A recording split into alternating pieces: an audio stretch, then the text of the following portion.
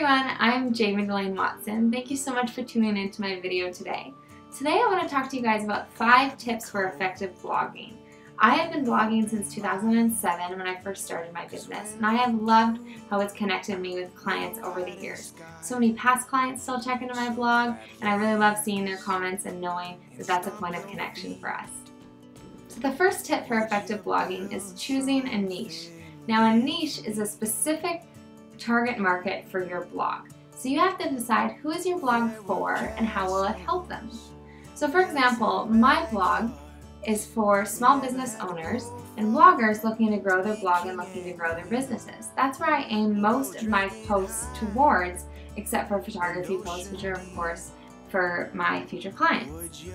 So if you're unsure of how to choose a niche, think about what you love to do. What are you really good at that people have pointed out, hey, this is really a skill set of yours. For me, I know that is social media and blogging, and it's something that comes very naturally to me. So I've decided I would love to teach more about it and blog to a readership that's looking to grow in those areas. So tip number 2 is to brainstorm a list of topics. So whatever your niche is, in my case that's social media and blogging, you're going to write out a whole list of potential topics, because I think the biggest stumbling block for people wanting to start blogging is, I don't know what to blog about. So by having a big list of future topics, you'll never have that question again. So the first thing I would do is write your niche in the center of a piece of paper. So get a piece of paper, get your favorite pen out, and we're going to put some things down on pen and paper just for clarity of thought. So you're going to put your niche in the center. Mine would be social media and blogging. Then you're going to make spokes out all different directions from that main niche. And in these different spokes, you're going to do your subcategories. So if my niche is social media and blogging, what kind of things could I blog about in that niche? For me, I could have a whole bunch of posts just about Instagram, just about Google+, Pinterest, Facebook, Twitter. I could also have some search engine optimization blogging posts. I could have some more basic blogging posts like how to get started, a process of setting up your blog, for example. So you're going to write out all of those subcategories all around your main niche. Once we have those subcategories, now you're going to look at each one individually and think of a few potential post ideas you could write underneath that subcategory.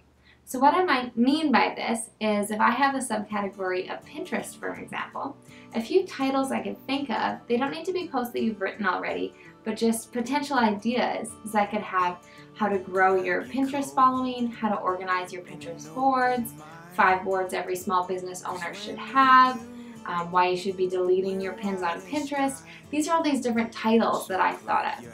I might have some ideas for these posts, but I don't need to have them all written, because I find that the biggest stumbling block, like I said, is not having ideas. So if we have these titles, then we have some things that we can research and formulate at a later date. So go through each one of your subcategories and write down 3 to 5 potential topics underneath those subcategories. So now that we've got a niche and we have some subcategories and we have some potential post titles, we're going to create a blogging calendar. I think this is really important to keep your blogging on track. So creating a blogging calendar is tip number 3. So I use coschedule.com to organize my blogging. It's a WordPress automation tool that really helps me schedule my posts and see the next 30 days from a bird's eye view. You can do this as well with a traditional calendar. You can use Google Calendar or print one out yourself. But I like to look at all the days of the week, and I choose to blog about 3 times a week on average. It's a really doable amount for me. So if that's Monday, Wednesday, Friday, I'll plan out my month of posts. So once again, it doesn't mean you need to have all the posts written, but those potential Pinterest blog post titles that I mentioned in tip number 2, I could schedule those in. So I could say I'm going to do the first one next Friday, the next one next Monday. I don't need to have them written. I can just have an overall plan, and then I can set some time to actually write the posts. So the next thing to do is work on writing your posts. When I mentioned all those post titles that I had, that's just pre-planning. So now we actually need to set a timer and get some writing done. Now I find it very easy to get distracted. I don't know if any of you feel the same way, but it is very difficult to sit down and write for 2 to 3 hours straight without any breaks. So I play a little game with myself. I set a 30-minute timer, and I tell myself that I cannot do anything else but write that blog post for 30 minutes. I mean, I can choose to stare at the screen if I want to, but I can't open the internet, can't look at Instagram, I can't look at Twitter. I just have to write that post. And once that timer goes off, take a break. Like take a walk if you want, like take a walk around your house, play with your dog. The other day I did this, it was so bad. I was setting 30-minute timers and I would set like a 10-minute timer and I just looked at old photographs. That was the only way I got through writing that blog post. So whatever you need to do, and then when that timer is up, say the 10-minute timer for your break time, get back to writing if the post isn't done and set another 30-minute timer. Breaking up these small chunks, it really helps you get more work done. So tip number 4 would be making your blog post shareable. So when somebody comes to your blog and they might read a post that they really like, is there an easy way for them to share it? Because readers don't naturally think about this in the sense of you need to make it easy for them. So if they have to go to Twitter and manually copy and paste that link and then find your username and tag you in it, it's not that likely to happen. But if you have social sharing links, which you can do using a WordPress plugin across the top or bottom of your post, you can remind your reader, oh yeah, I can just hit this button and this will automatically tweet this for me. This is a great idea.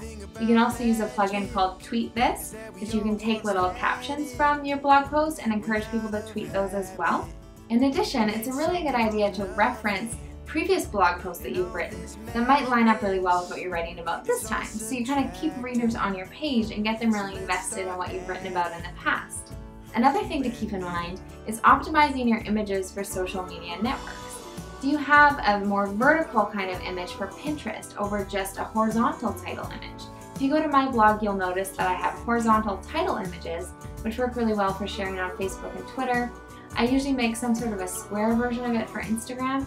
Then I have a very specific image for Pinterest, and so that'll be about 600 pixels wide by 1200 pixels tall. So it's much more stretched out and it takes up more room on the Pinterest newsfeed and is more likely to get my blog noticed. So if you've thought about these things on your blog, I find if you implement all of these things, they'll make for much more effective sharing.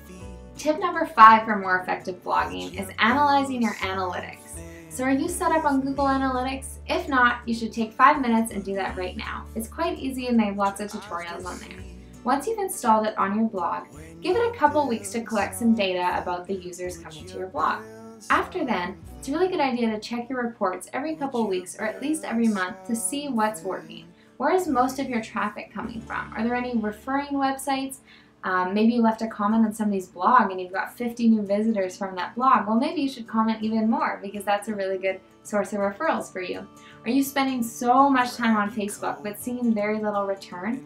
It might mean you need to change up your strategy there. So until you know what's working for you, it's hard to be as effective as possible because you have no way to measure it. And that's where Google Analytics is a very handy tool. In conclusion, the 5 tips for more effective blogging are 1. Choosing a really specific blog niche, 2. Brainstorming a list of topics ahead of time, 3. Creating a consistent blogging calendar, 4. Making sure your blog is optimized for readers to easily share, and 5. Analyzing your Google Analytics to see what's working and what's not.